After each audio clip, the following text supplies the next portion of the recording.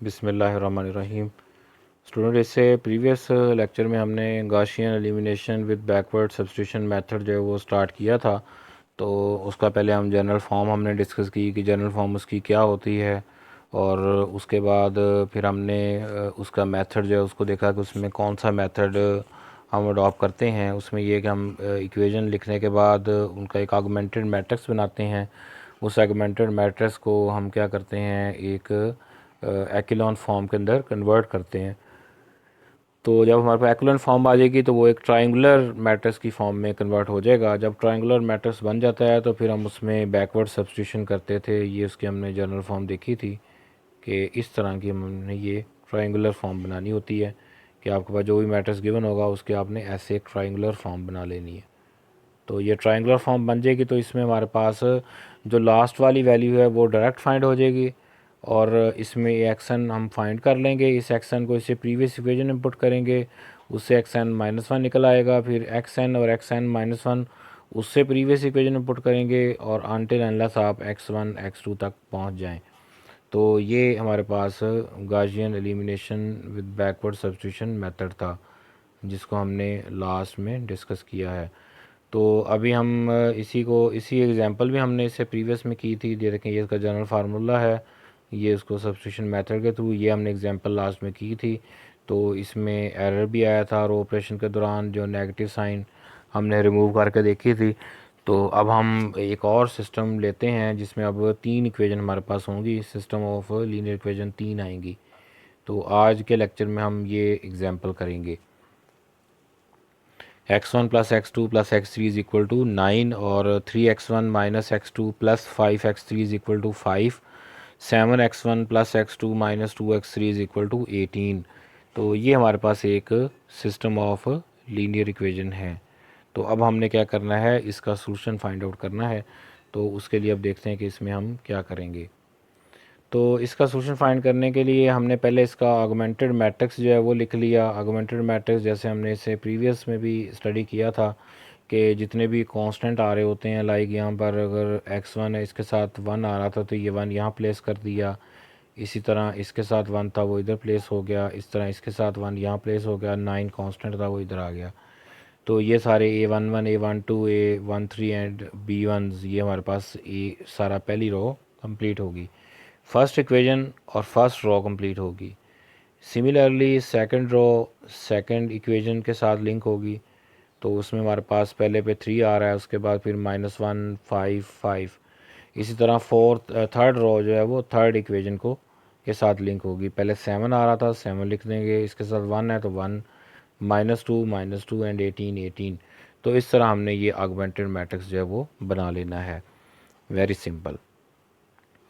उसके बाद अब नेक्स्ट स्टेप ये था कि पहला जो रो का फर्स्ट एलिमेंट है वो 1 होना चाहिए, जो कि एक्लोन फॉर्म की रिक्वायरमेंट है। तो वो ऑलरेडी इसमें 1 है, तो इसलिए हम नेक्स्ट अब 1 के नीचे 0 बनाने हैं, उसके लिए हम रो ऑपरेशन अप्लाई करेंगे।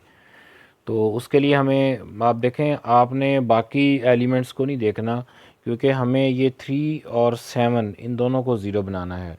तो इसका मतलब है कि हम यहाँ पर 2 ऑपरेशन अप्लाई करेंगे, 2 रो ऑपरेशन, क्योंकि ये रो इक्विवेलेंट मैट्रिक्स में लिख रहा हूँ। तो आप कॉलम के थ्रू भी कर सकते हैं, मैं रो के थ्रू कर रहा हूँ।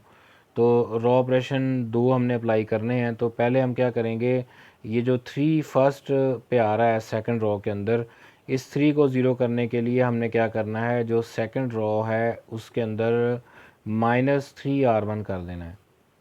जो फर्स्ट रो थी उसको -3 से मल्टीप्लाई करना है और R2 के अंदर ऐड कर देना है। तो ये ऑपरेशन है, और उसके बाद जो अपडेट होगी वो R2 होगी इस पहले ऑपरेशन के थ्रू। तो इसको अगर आप गौर करें तो ये 3 से मल्टीप्लाई होगा -3 से, जब इसमें ऐड होगा तो यहाँ क्या आ जाएगा 0। इसी तरह जब ये -3 से मल्टीप्लाई होगा तो ये -3, और ये कितना है -1, -3 -1 -4। इसी तरह -3 + 5 + 2। इसी तरह इसको -27, तो -27 के अंदर अगर आप +5 करते हैं तो आपके पास क्या आ जाएगा -22। तो ये पहली रो आपके पास आ गई। ये फर्स्ट ऑपरेशन मैंने अप्लाई करके दिखाया अभी, जो फर्स्ट रो ऑपरेशन है, जो कि R2 -3R1 था।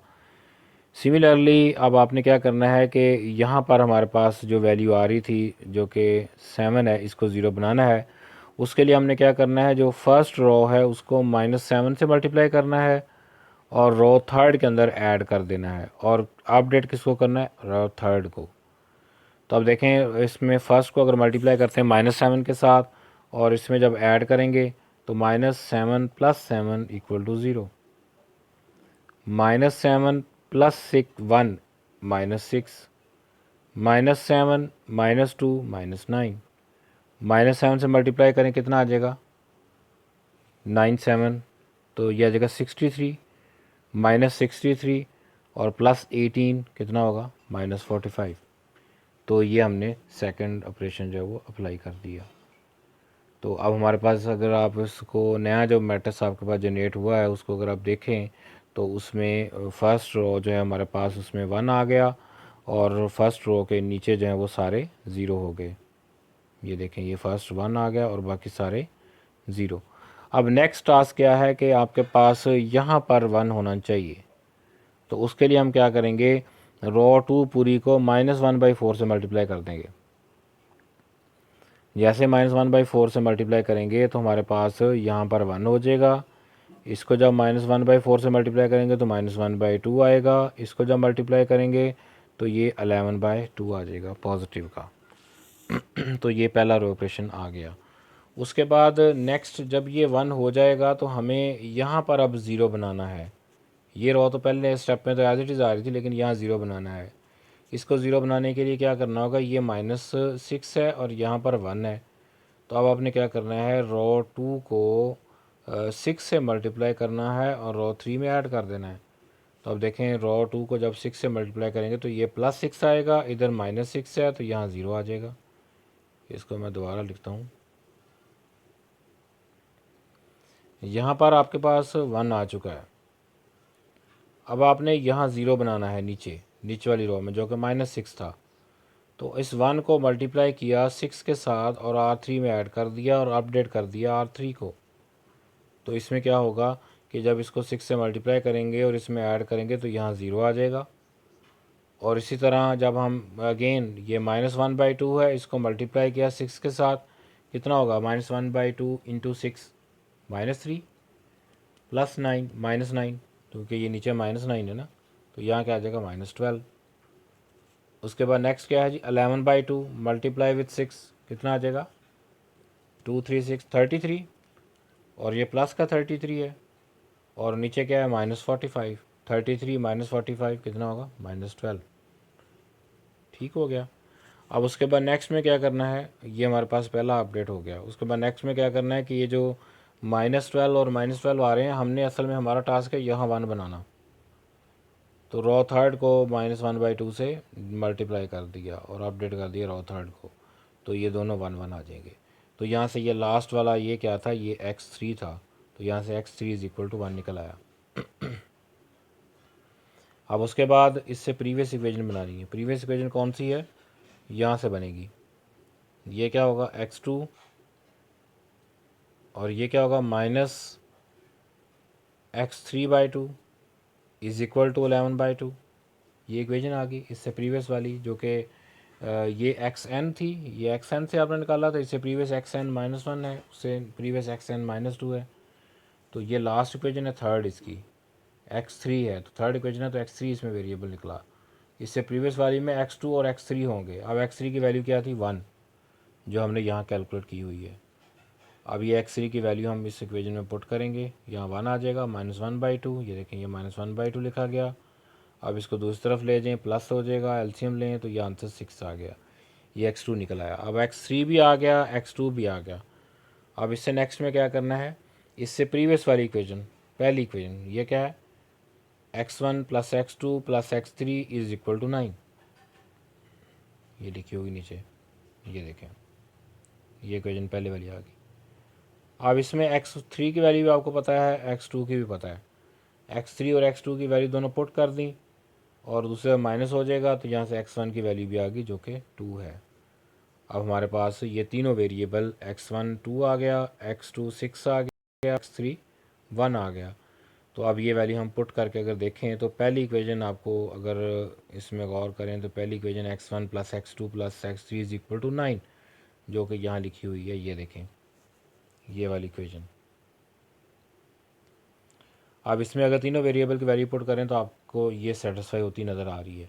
x1 क्या है, 2 है, तो x2 कितना है, 6 है, 6 प्लस 2 8, और x3 कितना था, 1, तो 8 प्लस 1 9, जो कि लेफ़्ट हैंड राइट हैंड दोनों इक्वल हो गए। तो ये सोल्यूशन हमारा ओके है, सोल्यूशन इसका फाइंड हो गया। तो इसी तरह आप बाकी इक्वेशन में भी ये वैल्यू पुट करके इसको सेटिस्फाई करके देख सकते हैं, तीनों इक्वेशन को ये सेटिस्फाई करेगा तो ये हमारा सोल्यूशन इसका निकल आया। तो इस तरह हम इसका सोल्यूशन फाइंड आउट कर सकते हैं। तो अब इसी की हम मैटलैब कोडिंग करते हैं। कोडिंग में देखते हैं कि कोडिंग में हम इस मेथड को किस तरह अप्लाई कर सकते हैं। तो उसमें फिर ये वाली एग्जांपल कुछ लेके उसको कोडिंग के थ्रू जनरलाइज करके देखेंगे। अगर इक्वेशन चेंज करें तो चेंज इक्वेशन का के ऊपर भी ये अप्लाई हो जाए। तो मैटलैब कोडिंग के लिए हमें अगर मैट्रिक्स की कोडिंग करनी है तो अगर हम थर्ड 3 इक्वेशन का सेट लेते हैं तो उसके लिए हमें कोडिंग अलहदा करनी होगी। 4 इक्वेशन का सेट लेते हैं तो उसके लिए अलहदा, क्योंकि इसमें मैट्रिक्स के ऑपरेशन अप्लाई करने हैं। तो हमारे पास अगर सेट ऑफ इक्वेशन बढ़ती जाएंगी तो कोडिंग भी उसी के अकॉर्डिंग होगी। लेकिन अगर हम 3x3 के लिए कर रहे हैं, 3 इक्वेशन वाले के लिए कर रहे हैं, तो हमारा वो जनरलाइज एक बन जाएगा। तो हम कोई भी 3 इक्वेशन उसको देंगे तो हमें हमारा जो मेथड है या जो कोडिंग है उसके थ्रू हम सॉल्यूशन फाइंड आउट कर सकेंगे। तो अब इसकी कोडिंग चेक करते हैं। स्टूडेंट, अभी हम कोडिंग स्टार्ट करते हैं। हमने गाशियन एलिमिनेशन मेथड किया था, तो अभी हम उसका मैटलैब कोड जो है वो देख लेते हैं कि वो किस तरह करेंगे। तो अभी इसके लिए हम एक नई एम फाइल जो है वो जनरेट कर लेते हैं। तो ये मैंने एक एम फाइल नई जनरेट कर ली है। तो उसके लिए मैं पहले यहाँ पर ऊपर कमेंट्स में लिख दूँगा कि हमने कौन सी इसके लिए इक्वेशन जो है उनकी कोडिंग करनी है। तो सबसे पहले हम क्लियर आल क्लोज़ आल करेंगे ताकि कोई भी अगर विंडो ओपन है तो वो क्लोज़ हो जाए। अब उसके बाद मैं यहाँ कमेंट के अंदर जो भी मैंने इक्वेशन लेनी थी उनको मैं एज इट इज़ लिख देता हूँ। x1 प्लस x2, जो अभी एग्जांपल हमने की थी न्यूमेरिकल, उसी की हम कोडिंग कर लेते हैं। एक इक्वेशन मेरे पास ये थी और second equation 3x1 minus x2 और plus 5x3 is equal to 5। ये मेरे पास सेकंड इक्वेशन थी। और third equation 7x1 plus x2 minus 2x3 is equal to 18। तो ये मेरे पास 3 इक्वेशन थी जिसकी हमने एग्जांपल जो है वो भी सॉल्व करके देख लिया था उसको। तो अब हम इसकी मैटलैब कोडिंग करते हैं कि मैटलैब कोडिंग में अगर 3x3 मैट्रिक्स या 3 इक्वेशन अगर आ जाएँ तो उनके लिए हम मैटलैब के अंदर कोडिंग किस तरह करेंगे। तो मैटलैब में हम इनपुट वैल्यू जो है उसको दे लेते हैं। तो सबसे पहले हम मैटलैब में डायरेक्ट जो है वो ऑगमेंटेड मैट्रिक्स जो है वो इंटर करेंगे। तो ऑगमेंटेड मैट्रिक्स जो है उसमें हमारे पास 3x4 का एक मैट्रिक्स बनेगा जिसमें 3 रो होंगी और 4 उसमें कॉलम होंगे। तो इसका मतलब है कि यहाँ मुझे 2 नेस्टेड लूप जो है वो रन करने होंगे। तो एक मैं loop i is equal to 1 2 3 run कर लेता हूँ, आउटर लूप, जो कि मेरी रो कंट्रोल करेगा। इसमें फर्स्ट सेकंड और थर्ड रो 3 रो तक जाएगा। और इसका जो इनर लूप है वो j is equal to 1 to 4 हम रख लेते हैं। तो ये हमारे पास कॉलम वाइज उसको कंट्रोल कर लेगा। तो यहाँ हम रो भी साथ यूज़र को बता देंगे कि रो कौन सी आ रही है। तो रो आई आ रही है तो हम यहाँ पर डिस्प्ले के लिए एक वेरिएबल आर के नाम से रख लेते हैं। तो R is equal to just I इसमें असाइन कर देंगे। तो यहाँ पर आर के अंदर आई एक variable I is equal to 1 R1 R2 इस फॉर्म में हमारे पास आता जाएगा।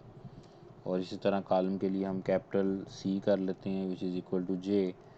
तो उसके बाद अब नेक्स्ट हमने यूज़र से वैल्यू लेनी है, वैल्यू ले के हमने कैपिटल ए ऑफ आई जे में स्टोर करवानी है। तो आई कॉमा जे ये हमारे पास उस अरे का एलिमेंट है जहाँ पर वैल्यू स्टोर होगी। पहली दफ़ा 1 1 पे स्टोर होगी, उसके बाद 1 2 1 3 1 4 और देन फिर 2 1 2 2 2 3 2 4 एंड 3 1 3 2 3 3 एंड 3 4। इस तरह मेरे पास ये 3x4 का एक मैट्रिक्स बन जाएगा। तो मैटलैब में जब वैल्यू यूज़र से लेते हैं तो हम उसके लिए इनपुट कमांड यूज़ करते हैं। तो इनपुट और इसमें हम जैसे सी लैंग्वेज कोड होता है, इसके अंदर हम वैल्यू जो है वो अगर सी में हमारे पास डबल कोटेशन के साथ होता था, यहाँ सिंगल कोटेशन में जो चीज़ आप लिखेंगे वो एज इट इज़ डिस्प्ले में आ जाएगी। तो यहाँ हम लिख देंगे वैल्यू और उसके बाद नेक्स्ट में हम वैल्यू इक्वल, तो यहाँ पर वैल्यू इक्वल टू उसमें स्टोर हो जाएगी। तो ये जो चीज़ है ये जस्ट डिस्प्ले करेगा कि वैल्यू इक्वल टू, ताकि यूज़र को पता चल जाए कि वो वैल्यू इंटर करने जा रहा है। तो यहाँ पर वो वैल्यू इंटर करेगा तो ये हमारे पास इनपुट के अंदर स्टोर होती जाएगी। तो इसको हम यहाँ पर एंड कर देंगे और इसी तरह जो आउटर लूप है वो भी एंड कर देंगे। और यहाँ पर मैं इसको ए को डिस्प्ले भी ले लेता हूँ कंप्लीट। तो अब हम इसको थोड़ा रन करके देख लेते हैं कि ये हमें क्या रिज़ल्ट देगा। तो सबसे पहले हमने इसको सेव करना होगा, तो मैं इसको यहीं पर ही सेव कर लेता हूँ। तो ये फ़ोल्डर के अंदर सेव करेगा ऐसे, यहाँ ऑलरेडी एग्जिस्ट कर रहा है तो उस पर रिप्लेस कर देते हैं। तो अब ये हम इसको रन करके देखते हैं। तो अब देखें, पहले रो 1 कॉलम 1 के लिए वैल्यू इक्वल टू यूज़र से मांग रहा है। अब यूज़र को ये नहीं बताया जा रहा है कि उसने वैल्यू कहाँ स्टोर करनी है, लेकिन यूज़र को ये बता दिया है कि रो 1 और कॉलम 1 पे जो बन रहा है एलिमेंट उसकी वैल्यू इंटर करो। तो हम यहाँ पे 1 इंटर कर देते हैं। उसके बाद रो 1 और कॉलम 2 पे अगेन 1, 1 और 3 के ऊपर अगेन 1 और 1 और 4 के ऊपर 9। तो ये पहली इक्वेशन मैंने इंटर कर दी। अब आ जाते हैं सेकंड इक्वेशन की। रो जो है वो इक्वेशन को रिप्रेजेंट कर रही है। सेकंड इक्वेशन में कॉलम 1 पे पहली वैल्यू आएगी जो कि हमारे पास 3 है, तो हम 3 इंटर कर देंगे। उसके बाद नेक्स्ट क्या है -1, उससे नेक्स्ट क्या है 3 के ऊपर ना 5, उससे नेक्स्ट क्या है 5। उसके बाद हमारे पास अब आ जाएगा रो 3। तो रो 3 एक असल में इक्वेशन थर्ड है, उसमें कॉलम 1 पे क्या पड़ा हुआ है 7। और इसी तरह रो थर्ड के कॉलम 2 पे क्या है 1, रो थर्ड के कॉलम थर्ड पे क्या है -2, तो ये -2 इंटर कर देंगे और लास्ट पे 18। तो ये हमारे पास ऑगमेंटेड मैट्रिक्स की वैल्यू इंटर होके आ गई। ये आप देख सकते हैं कि ये पूरा जो मैट्रिक्स है वो हमारे पास बन गया है, जो कि हमें यहाँ पर चाहिए होगा ऑगमेंटेड मैट्रिक्स के अंदर ऑपरेशन करने के लिए। तो ये मैटलैब के अंदर वैल्यू इंटर करने का प्रोसीजर है कि आप इस तरह वैल्यू इंटर करवा सकते हैं यूज़र से। तो इसमें हमारे पास वैल्यू इक्वल टू जो है वो एज इट इज़ डिस्प्ले होगा और उसमें यूज़र जो है वो वैल्यू जस्ट इंटर करता जाएगा और हमारे पास ये वैल्यू आ जाएगी। तो यहाँ पर इसको अगर हम इनपुट के अंदर वैल्यू डिस्प्ले में देखते हैं, अगर हम इनपुट में जस्ट कॉमा आई लिख देते हैं तो ये हमें क्या देगा आई कॉमा जे।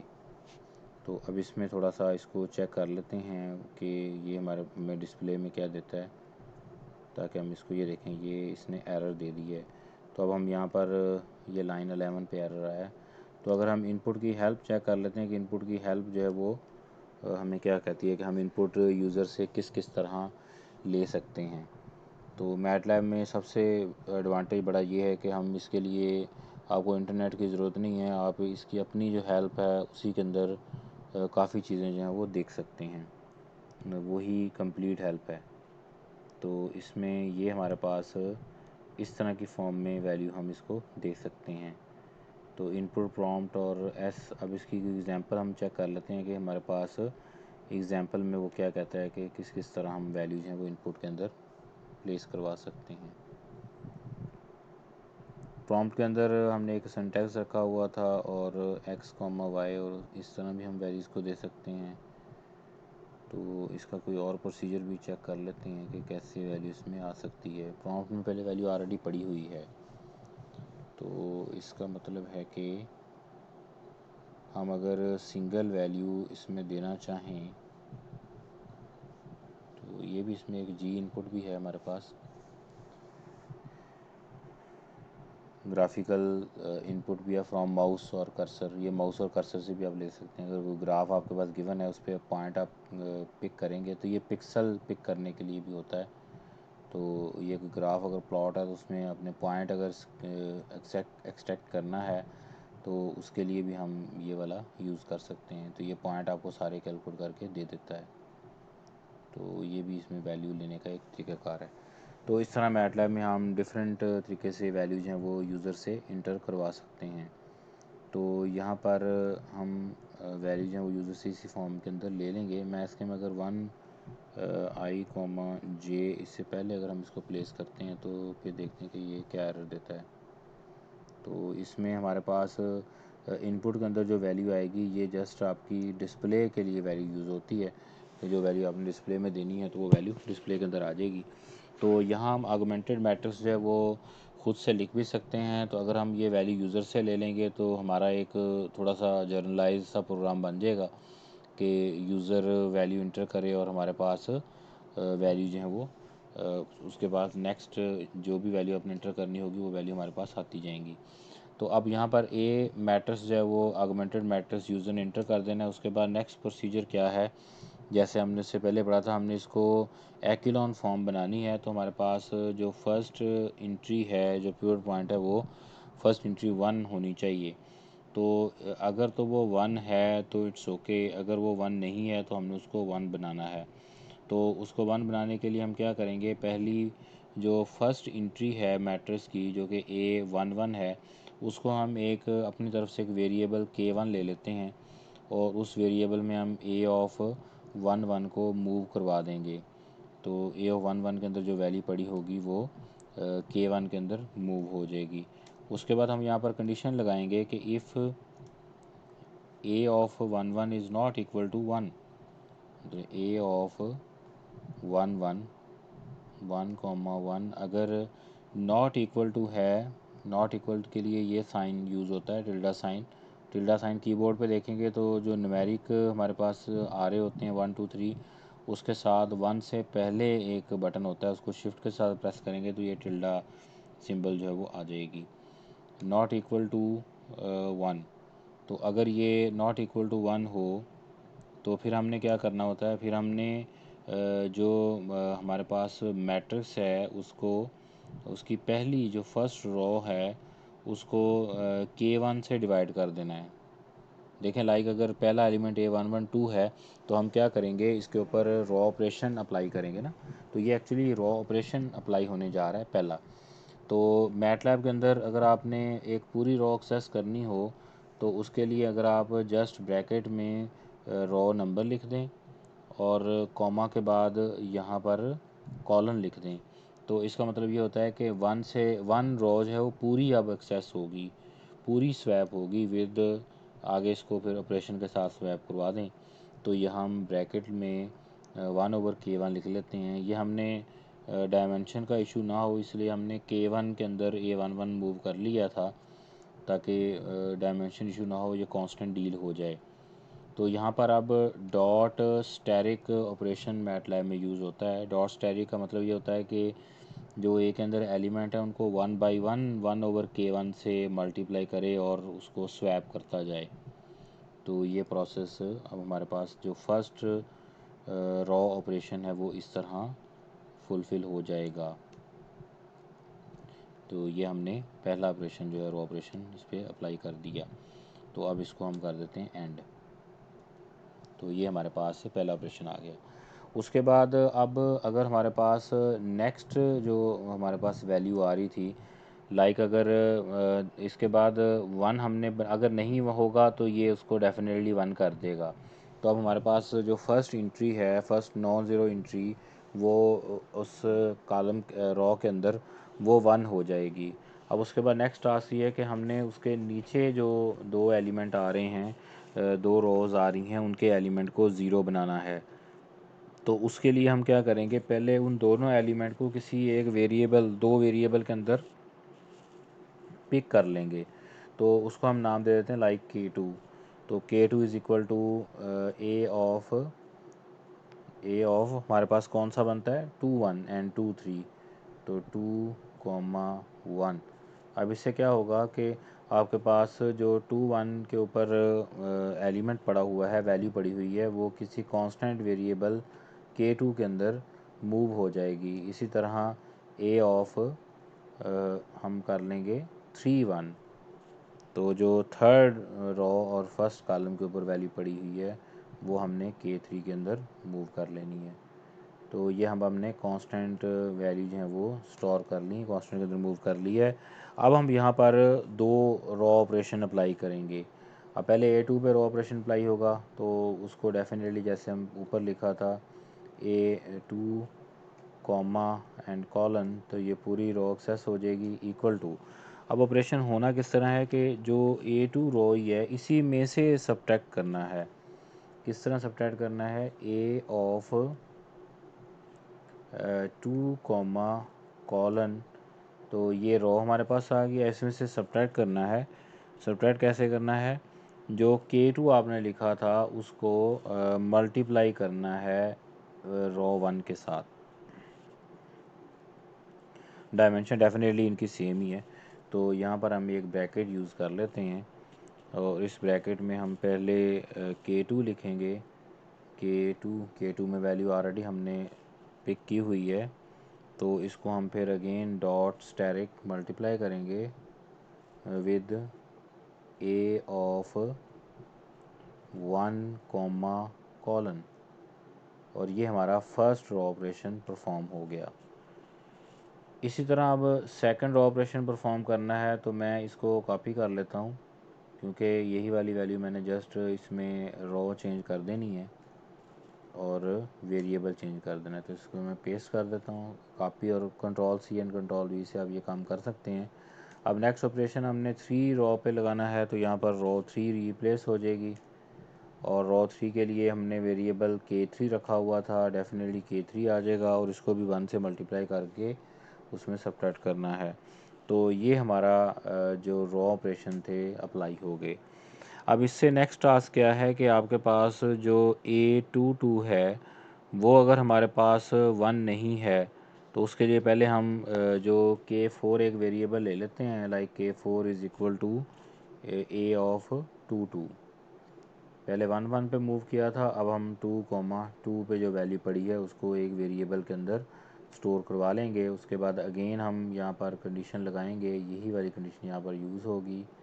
इसको मैं एज इट इज़ कॉपी कर लेता हूँ, control C and control V, तो ये मैंने कॉपी कर लिया। अब इसमें क्या करना है, if A22 is not equal to 1, अगर ये 1 के इक्वल नहीं है तो क्या करे, A2 पूरी रो उसको डिवाइड कर दे K4 के साथ। K4 में वैल्यू इसमें स्टोर की होगी, A2 को डिवाइड करके उसी के साथ स्वैप करवा दे। तो ये हमारा ये वाला ऑपरेशन क्या करेगा, जो आपके पास A2 आ रही थी उसमें वैल्यू जो है वो 1 कर देगा, अगर वो 1 नहीं है। अगर वो 1 होगी तो ये कंडीशन स्किप हो जाएगी, इससे नेक्स्ट पे आ जाएगा। अब जैसे ही वो 1 हो जाएगी तो उसके बाद हमने क्या करना है, उससे नीचे वाली जो रो है उसकी वैल्यू को ज़ीरो करना है। तो उसके लिए हम फिर क्या करेंगे, एक वेरिएबल K5 लेंगे, K5 equal to A of, इसके अंदर हम वैल्यू मूव करवा देंगे ए ऑफ 3 2, 3 2। अब 3 2 पे जो वैल्यू पड़ी होगी थर्ड रो सेकंड कॉलम, उसको हमने A5 के अंदर मूव कर दिया। अब हम जो थर्ड हमारे पास रो है उसके ऊपर रो ऑपरेशन जो है वो उसको अप्लाई कर देंगे। तो उसके लिए फिर अगेन यही वाला रो ऑपरेशन वाला जो फार्मूला था यही हम यहाँ से पिक कर लेते हैं और इसको यहाँ पे चेंजिंग कर लेंगे। तो सबसे पहले A3 के अंदर चेंजिंग आ रही है, तो डेफिनेटली यहाँ तक सेम रहेगा। यहाँ वेरिएबल 5 अब आ चुका है, और यहाँ पर 2 के साथ हमने इसको अप्लाई करवाना है, जिसको हमने ऊपर 1 कर लिया था जिसकी फ़र्स्ट एंट्री को। तो ये हमारा ऑपरेशन जो है वो परफॉर्म हो गया। इसके बाद अब जो थर्ड पे हमारे पास वैल्यू पड़ी हुई है A33, उसको हम एक K6 वेरिएबल के अंदर मूव करवाएंगे, where K6 is equal to A of 3 A of 3, 3। तो इसमें अब हमने वैल्यू इसकी मूव करवा दी। तो अब यहाँ पर हम क्या करेंगे, फिर अगेन चेक करेंगे ये इफ़ कंडीशन जो हमने ऊपर लगाई हुई थी, इसी कंडीशन को दोबारा हम अप्लाई करेंगे। तो अगर हमारे पास A33 जो है वो 1 नहीं है तो अब इसको हमने 1 करना है। तो ये A33 is not equal to 1, then what can I do, A3 is equal to 1 by K6 variable के अंदर इसकी वैल्यू हम ऑलरेडी पास कर चुके हैं, तो यहाँ पर भी हम 3 प्लेस कर देंगे। तो अब हमारे पास ये जो हमारे पास मैट्रिक्स है, इस स्टेज तक जो मैट्रिक्स था वो एक्लोन फॉर्म बन गया होगा। तो अब यहाँ पर हम इसको इस स्टेज पे रन करके देख लेते हैं, उसके बाद फिर आगे जो लास्ट प्रोसेस है उसको भी अप्लाई कर लेंगे। तो मैं यहाँ पर वैल्यू जो है वो यहाँ से साथ साथ इक्वेशन को देखता जाता हूँ, इसी इक्वेशन के अकॉर्डिंग हम यहाँ वैल्यू पुट करते जाते हैं। तो पहले हमने 1 1 पे वैल्यू पुट करनी है, तो डेफिनेटली 1 पड़ा हुआ है, उसके बाद नेक्स्ट फिर 1 अगेन 1 एंड 9। तो ये पहला मैट्रिक्स आ गया, वैल्यू आ गई पहली रो की। उसके बाद सेकंड जो इक्वेशन है उसमें है 3 -1 5 5, 3 -1 5 5। उसके बाद नेक्स्ट आप हमारे पास है 7 1 -2 18, 7 1 -2 18। तो ये मेरे पास वैल्यू आ गई। अब हमारे पास ए मैट्रिक्स जो है वो यहाँ पर जनरेट हुआ था पहला, तो ये ऑपरेशन अप्लाई करने के बाद हमने ए को डिस्प्ले में नहीं लिया था, तो इसके बाद हम इसको अपडेट करते रहे हैं, तो इसके बाद यहाँ डिस्प्ले में नहीं लेके आए। अब देखें ये आर्गुमेंट का मैट्रिक्स है जो मैंने इंटर किया है। अब मैं यहाँ जब कैपिटल ए प्रेस करूँगा तो इसी ऊपर वाले मैट्रिक्स की एक्लोन फॉर्म यहाँ डिस्प्ले में आनी चाहिए। ये आप देख सकते हैं, ये देखें पहला आपके पास एलिमेंट 1 आ गया, उसके नीचे 0, उसके बाद ये सेकंड रो का फर्स्ट है नॉन ज़ीरो एंट्री 1, उसके नीचे 0, और उसके बाद थर्ड रो में हमारे पास 1 आ गया। तो इसके नीचे कोई रो नहीं है, तो ये एक्लोन फॉर्म या ट्रायंगुलर मैट्रिक्स जो है वो बन गया है। यहाँ से अगर आप इसको देखें तो ये हमारे पास x3 वेरिएबल की वैल्यू है, तो x3 इज़ इक्वल टू 1 इसमें आ जाएगा। अब इसमें जो लास्ट प्रोसेस है वो हम अप्लाई कर लेते हैं, उसके बाद हमारा ये जो Gaussian elimination with backward substitution method जो है वो सॉल्व हो जाएगा। तो यहाँ से अब x3 हम फाइंड करेंगे, क्योंकि बैकवर्ड सब्स्टिट्यूशन मेथड में हमारे पास जो लास्ट वैल्यू आती है वो हमारे पास A34 जो है वो x3 वेरिएबल की वैल्यू होगी, इसमें 1 हमने ऑलरेडी कर दिया होगा। तो यहाँ से A ऑफ 3 4 पे जो वैल्यू पड़ी होगी वो x3 होगा, 3, 4। तो इस पे जो वैल्यू पड़ी होगी ये हमारे पास x3 होगा। इसी तरह अब हम x2 लिख लेते हैं, x2 इज़ इक्वल टू, अब x2 क्या होगा कि जब आपके पास x3 की वैल्यू आ जाएगी, ये वैल्यू आपने इससे ऊपर वाली इक्वेशन में पुट करनी है। देखें ऊपर वाली इक्वेशन क्या बनेगी, ये 1 है तो ये आ जाएगा x2 -1/2 x3 is equal to 5.5। तो उसके बाद आपने क्या करना है, यहाँ पर ये वैल्यू पुट करके इसको मल्टीप्लाई करना है इसके साथ, और ये वैल्यू x3 दूसरी तरफ जाके ऐड सब्ट्रैक्ट हो जाएगी, और यहाँ से x2 जो है वो फाइंड आउट हो जाएगा। तो x2 कैसे निकालेंगे, A24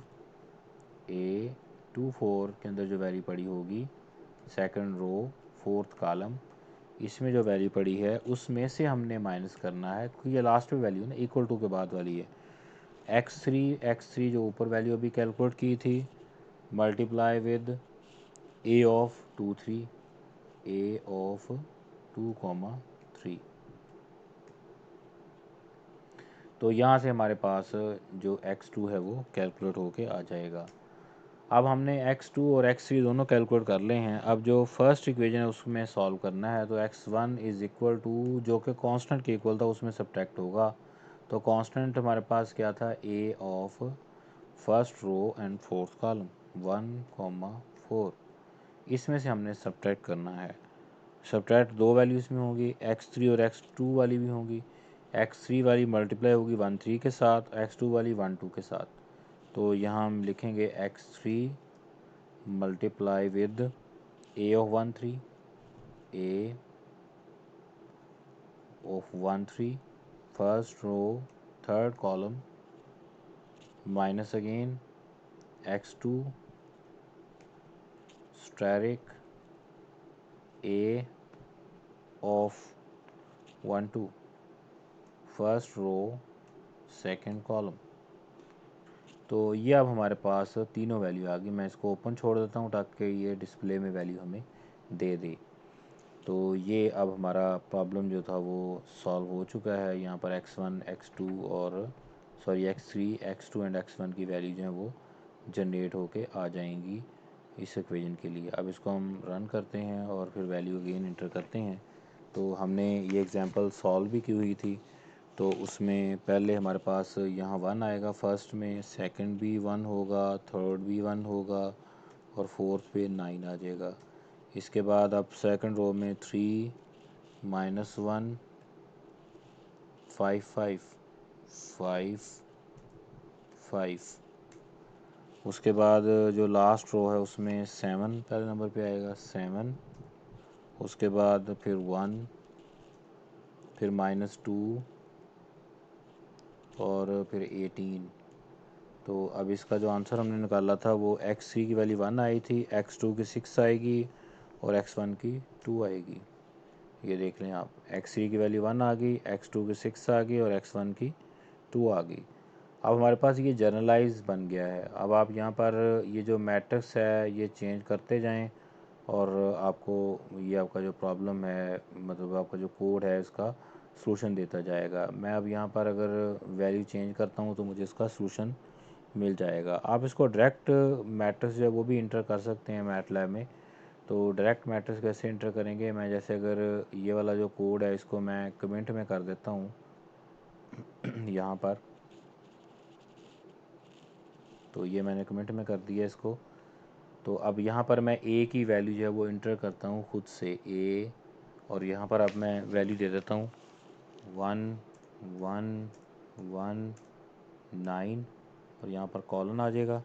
सेकंड में मेरे पास क्या है 3 -1 5 5। अगर स्पेस देते हैं तो वो स्पेस से आपका नया नंबर ही कंसिडर होगा 7।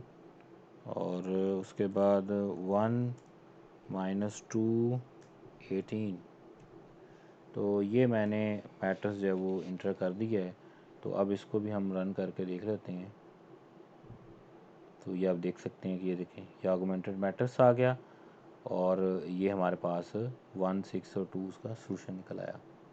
तो ये मैंने अब इसमें डायरेक्ट क्या किया है, मैट्रिक्स की एंट्री जो है वो डायरेक्ट कर दी है बजाय इसके कि मैं यूज़र से 1 बाय 1 वैल्यू लूँ। तो ऑगमेंटेड मैट्रिक्स की एंट्री जो है वो तो यूज़र ने डेफिनेटली प्रोवाइड करनी है। तो अगर मैं यहाँ पर वैल्यू चेंज करता हूँ तो ये सलूशन जो है वो वेरी होके आएगा। तो हम यहाँ से डिफरेंट सलूशन जो है वो फाइंड आउट कर सकते हैं। तो आप इसमें क्वेश्चन खुद से बना के उसको पहले वैसे एक्लोन फॉर्म बनाएं, रिड्यूस एक्लोन एक्लोन फॉर्म बना के बैक सब्स्टिट्यूशन करें, सलूशन निकालें और मैटलैब कोडिंग के थ्रू उसको वेरीफाई कर सकते हैं। अब देखें ये मैंने वैल्यू थोड़ी सी चेंज की थी तो ये सलूशन उसका अप्रॉक्सीमेटेड सलूशन आ गया।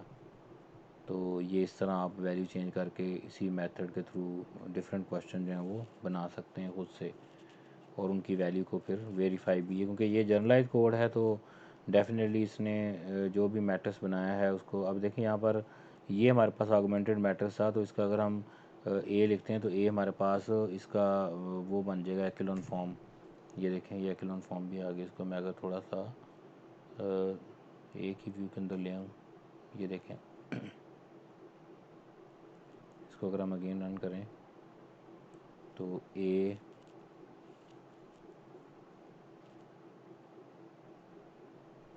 सॉरी लिखना था ए